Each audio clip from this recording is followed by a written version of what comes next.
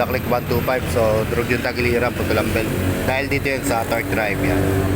Pag kumakalog na yung torque drive, mas mapuputol talaga yung belt. So kaya naman, pag once na magpapalit ka ng belt o magpapalinis ka ng CVT, kailangan papacheck mo to. So dito, ang case nito, wala tong maintenance, lack of maintenance, kaya nagaganyan yan. Kasi ninyo, dry na dry, puro kalawak. Yan. Diba? So lahat to palitin, pati itong pulley set.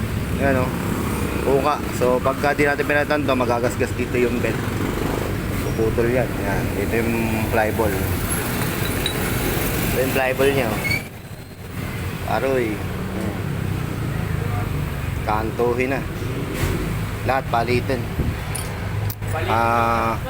One set. Yan, special itong torque drive na to. Yan, hindi pwedeng hindi papalitan. Yan, click. So pa-maintenance, palinis, pa-lubricate nyo, palagyan nyo ng grasa para hindi magaya dito. Medyo mahal to kung bibili mo ng original. So may nabibili aftermarket pero hindi kasi tibay na original. Yan, isang set yan. Honda Click 125.